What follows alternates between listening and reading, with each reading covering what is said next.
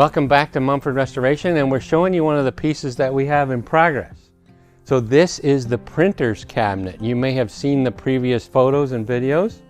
We're going to be making an all-new oak end panel that matches up, and we're in the midstream of getting this piece redone.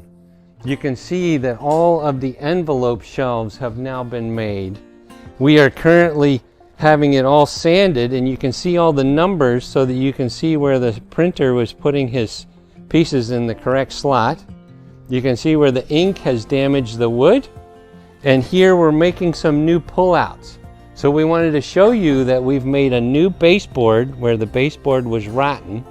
We've made new shelves, we're making a new end panel, and we're making some new pullouts.